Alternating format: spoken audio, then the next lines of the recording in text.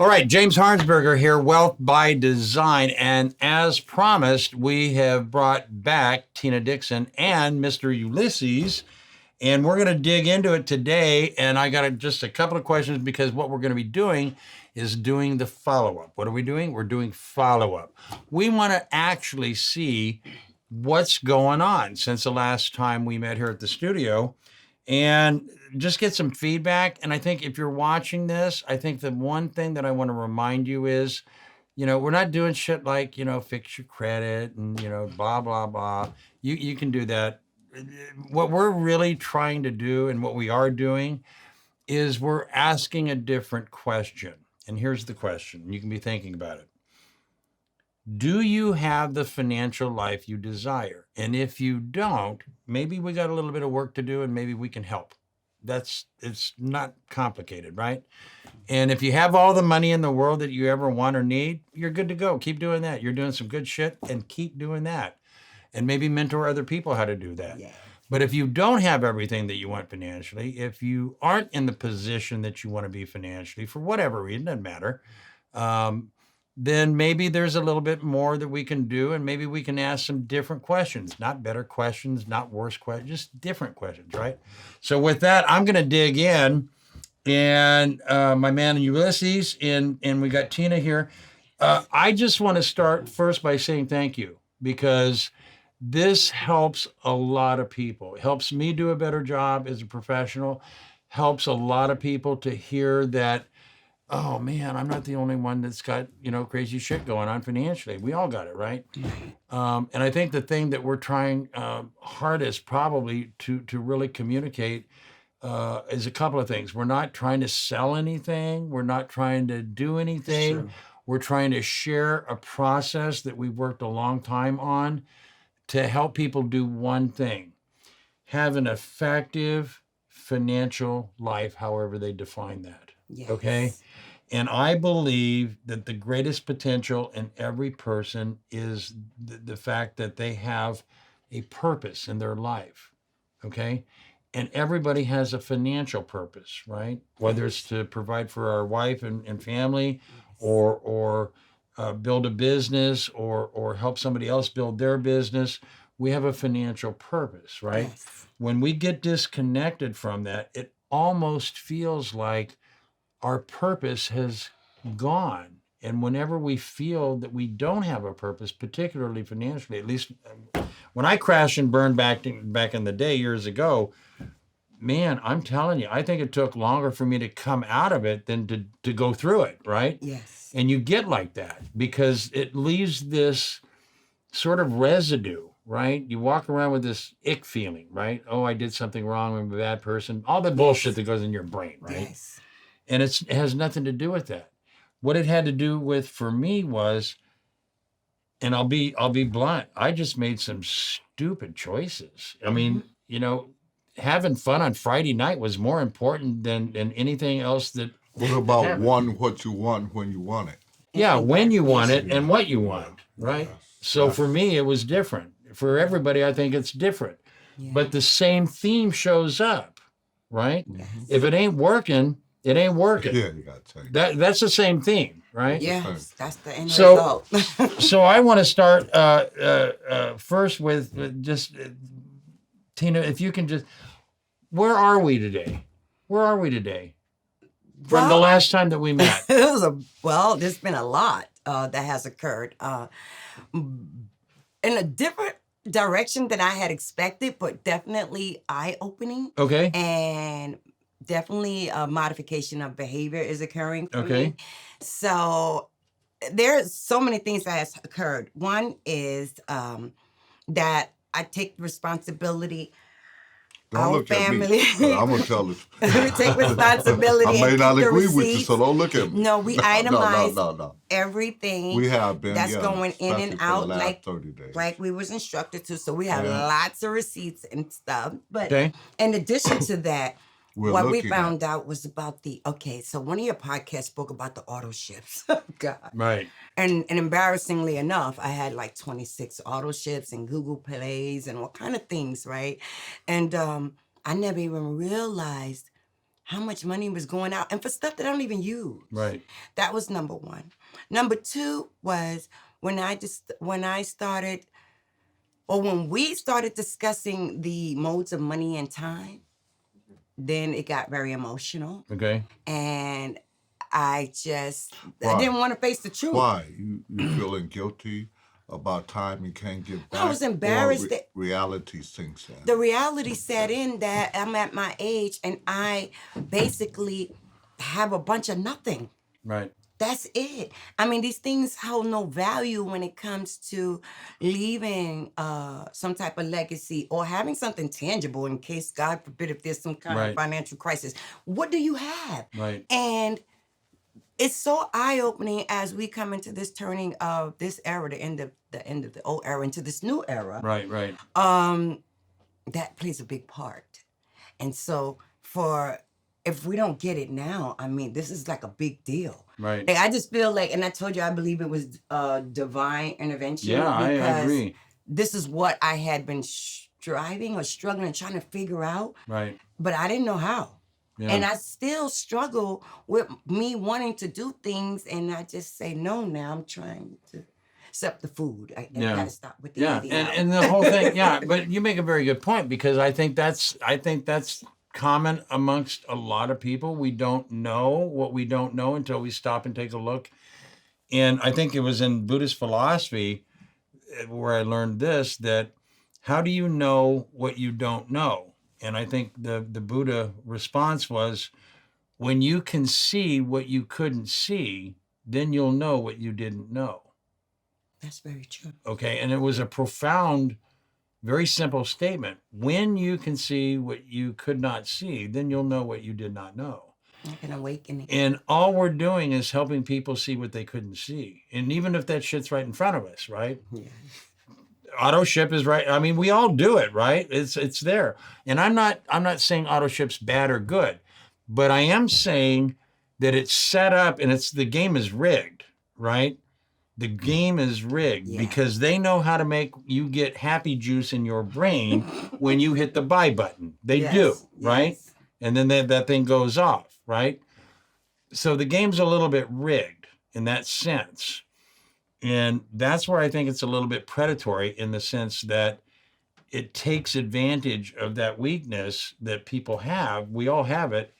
And what it does is it then manipulates. And I don't think that that's a level playing field. I think that the game's rigged a little bit against us in that sense. I totally believe that it's rigged. I will say that within the few weeks that we were able to like really look at what was happening, right? And I stopped at my ridiculous non-essential spending. Then I was able, so a lot happened this month within the 30 days because I was able to finally send in something to say, oh my God, I paid something off. Like within the 30 days that I didn't expect to pay off for anything. So that was good because I had extra money I had more money. Not extra. I had less auto ship to pay another bill, right? And then in addition to that, also, it allowed me to now be more focused, and we have established the LLC. So there's a lot of things going on. All of this is like within 30 days. Do you know last year I said I was going to do an LLC for like 9 months? Right. And then finally coming could have had a child in 9 months, right? Well, I don't know. I mean, you could. I mean, I'm just saying, 9 months is 9 months. Yeah, right? but exactly. And so that's just the thing. Like, it's being focused, and then getting the direction. Right. And the podcast help. Some days there's definitely different attitudes that come up. Some days I feel confident. Some days I don't want to hear it. Not so much. Yeah. I don't want to hear it. Right? Oh my God! Yeah. But it's not even that. It's the assignments, and I feel like because my moods go up and down so much. So am I really being clear about it, or am I being emotionally intelligent about this? That's what I'm working on now. Yeah, and so and that's a common feeling because what it is again, it's rooted in this word, the C word called confidence. Yeah. And whenever our confidence is shaken a little bit, what happens is I call it the devil. It could be the reptile in our brain. It could Mm-hmm. be to me, it's the devil. My auntie told me about the devil. The Yes. devil telling you it's too much, don't do that, Yeah. right? It's not too much. Confidence is confidence. Once you have it, you always have it. Yes. Maybe we don't connect the same way that we used to, but we always have it. And I'm going to talk a little bit about that today. Ulysses, how about Yes, for sir. you? How about for you? I'm on we're doing it together. I'm on the same page as Tina, but a little different. Okay. Because Tina's mind is a little stronger than mine. The reason why I say that, some things will take her quicker to do. Yeah. And if I try to do things as quick as she do, I get screwed up. Yeah. I can't move real fast. That's the reason why I say it. And I'm still going along with keeping up with what's going on. Right. And I really put it in her hand more than I should. But I'm following you. Yeah. But I'm also grateful. Yeah. I'm grateful, and I'm going to tell you why. It may seem something, but it's how I met you Yeah. Yeah. We always. and Susan. Yeah. It wasn't nobody selling me nothing. Right. Nobody approached me. It was just by having a friendly conversation. Right. And I found out about you guys. Right. And the second thing is that we had a disturbance. Crystal hadn't been here then. Right. Right. And we you, put you guys on hold. and you have faith in us. And Right. you still, after, I didn't know if you believe in what we were saying right then or not, but after we took care of our business and came back to you, we started. Yeah. And so that keeps me interested in listening to what you have to say as a Right. mentor. Right. Uh, Go ahead. I don't get it real fast. I'm that way too on stuff, man. I'm telling you, sometimes. But when I get it, I get it. Yeah. And I'm putting myself in the position Yeah. to get it. That's awesome. Just that. I think the most important thing that I learned being a professional, working with clients, and my mentor back in the day was tremendous, absolutely wonderful mentor. Right? Make a difference. It Yeah, it made a does. difference because it really shaped my whole approach to my profession, what I did, and probably why I did it. Because when you can solve a big, ugly problem like that, right? Yeah. You can make a big difference in somebody's life that you don't even realize how big that is. Absolutely. Right? Yes. And so he spent more time helping me figure that part out than how much to charge a client. Right. And I remember that he would always say, you always, always, always, without exception, give more use value than you ever expect to be paid in fee value. You always say that.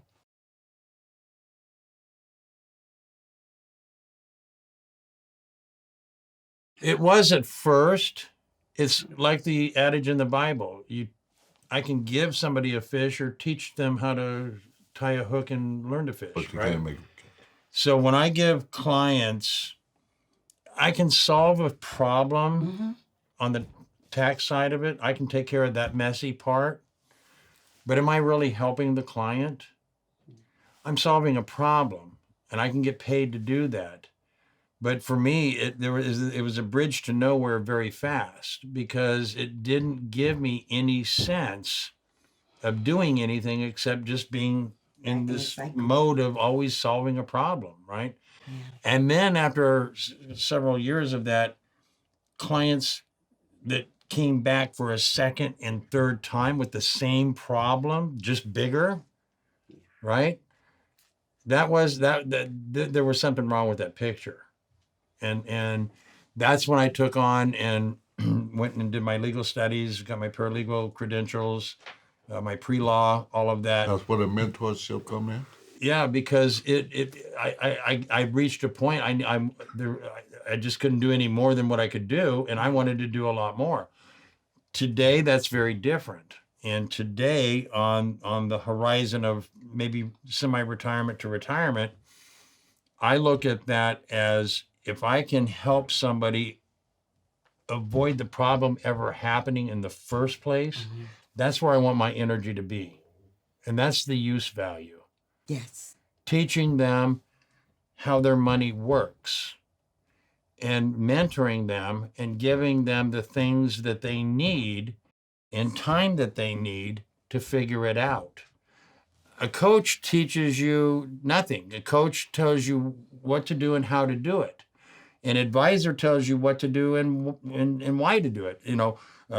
Invest in a 401k and buy IBM, right? That's an advisor.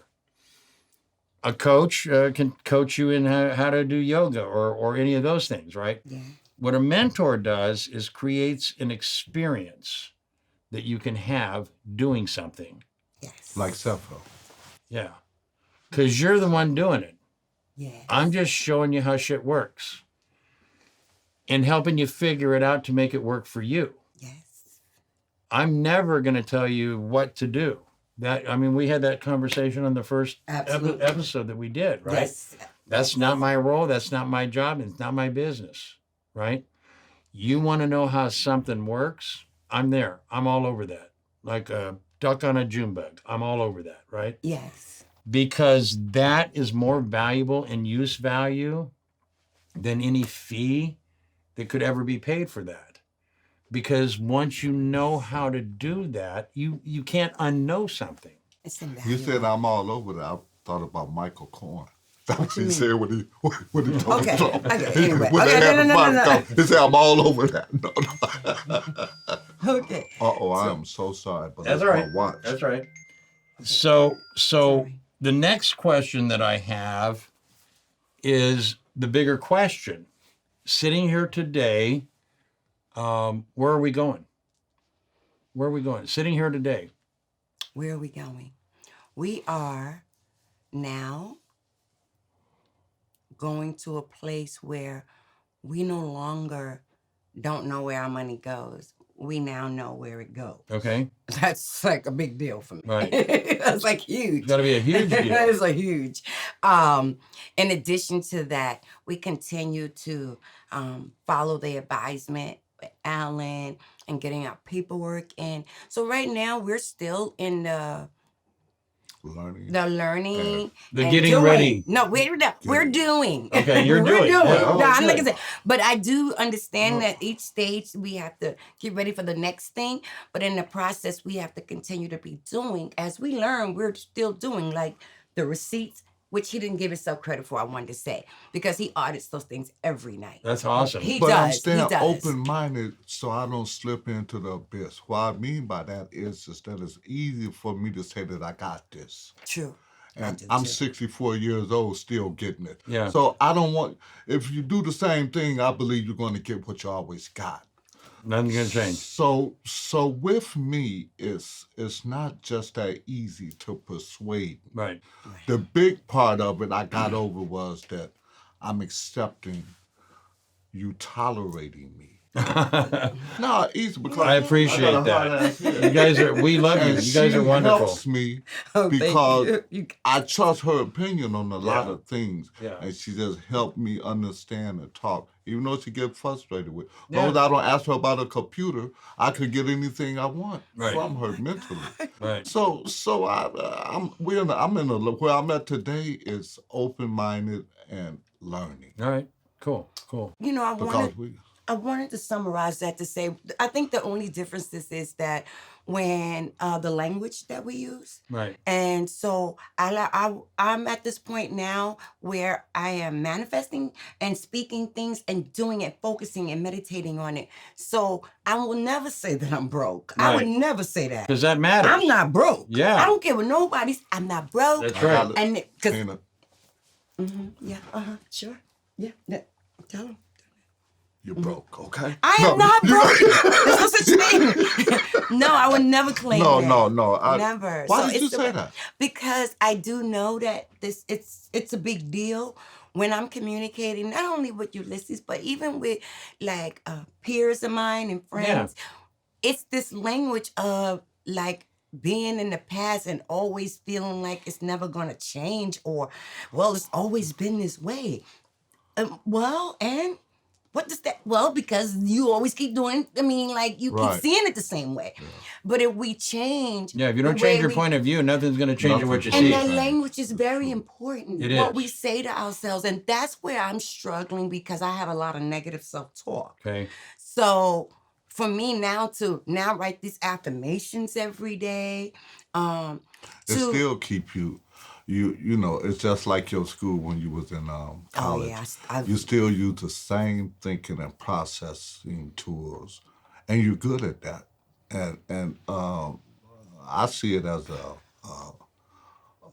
what they call an affirmation. You know, yes. when you can, yeah. You Affirm. Well, help every me. weakness can be leveraged to a strength. Yes. It's just it's really the perspective, because we have different perceptions and perspectives of a situation. So one of the things that I think is very important, and I've done this with working with clients for all these years, is I don't frame things when I communicate that they were bad, good, right, or wrong. I frame them in the context that they're not working. Client says something and then, has big tax problem, doesn't have any money. I just ask a different question. How's that working for you? Not filing your taxes for 6 years. Well, it's not working. Well, maybe when would now be a good time to do something different? Well, Right. now. Well, let's get started. Yes. Okay. In other words, we all have the self-talk. That's not unique. Okay. It's unique to you because it's yours. Yes. Okay. We all have it. I call it mind chatter. Yeah. Right? That's noise. the reptile sitting at the chair having a martini talking to nobody at the bar in our brain, right? Waiting for a blonde to show up, right? So and nothing against, I don't want to hate mail about blondes, damn Okay, it. well, he could be a male. Yeah, it could be, a male guy too. Yeah, it doesn't matter, right? So don't give me any shit in the email. So, because I get that shit all the time. Oh, that was inappropriate. Like I care, right? So the bottom line is I can give you some tools, and I will. Okay, I already wrote a little note. And I'm going to make sure that I get you some tools. Yes. What I'm going to suggest that will help, and do this with yourself first before you practice communicating with other human beings second. Okay. Because if you don't do this first and get comfortable with how it works, it's like holding an egg. It's great while you're holding it, but when you drop it and it breaks, Yes. you got to clean the shit up. So I'm trying to avoid you having to clean any shit up, right? Got it. Yeah. Okay. Yes. Just be polite. Okay. And one of the techniques when you have that happen is just what I do when that shit shows up in my head. I just thank the universe, God, whoever, right? I Yes. just thank the universe. Thank you for reminding me I got a little more work to do when that shit shows up. Yes. Because I'm not going to let anything, look, there's a difference between doing your best and doing whatever it takes, right? When you're in it on that level to do Yes. whatever it takes, there's nothing to decide. You've already decided. It's just all about doing now. So none of that it'd be like a duck in water. That shit just rolls off your back. Yeah. You don't have to take everything personal. Just because you're a hammer doesn't mean everybody's a nail. That's true. Right? Yes. Some nails need to be left alone. Yeah. Okay? You don't have to hammer every nail. In fact, what I've learned, because I have no filter, I really don't. I tell people up front, no filter. I'm just going to say shit, right? I don't care if it's politically correct or incorrect. It doesn't matter. I don't care. You don't have to take it offensively because it's not intended. Right. I'm just going to tell you, look, I grew up in Barrio Logan. We just said shit, right? That's where it is. Yes. And I'm not going to change. I'm going to be authentic. I'm not trying to offend anybody. But I think people understand plain talk Yeah. and plain language. And when shit's not working, and I'm trying to make it work, and I'll be fucking pissed off about not shit working, I'm just going to say shit, right? Yes. It's a human being human, right? that's how it works. And if we try to put, you try to put lipstick on a pig, is still a pig, right? That's the old saying, right? That's true. Yeah. You can put a pretty dress on an ugly baby, but you still got an ugly baby. There's no such thing as ugly babies. Whatever. That's what they say. Now I'm gonna have all the baby mothers writing. My baby's not ugly. All right, give me a break. All right, here's my point. Yes. The question was, where are we going? Really designed to really elicit a different emotion, in the sense that, do you even feel different, that there is actually a direction that is more of a real direction than maybe the bullshit we were talking about when we first started? That's a big difference. Big difference. I mean, that's kind of what I'm trying to tap into. Direction, to be honest. I thought I did. Like, I know. I was always hoping feeling on that perfect day that this certain incident would happen and everything would fall in line, and it never did. Right. And I still never learned, so I kept doing the same thing that I was taught. And when you tend to put value into things as opposed to time, it's you always get the same result. It ends up being nothing. Right. And that's just the bottom line. And to find out this way, I have a hard head. Okay. He can tell You're a Brooklyn girl, right? I'm a Brooklyn girl. So yeah, I have Do I need to say more? She's from Queens. She's soft. Queens, trying to be a Brooklyn girl. I would never. I don't even go to Queens. Come on. But anyway. James Harnsberger here, Wealth by Design. I'll see you on the next tape.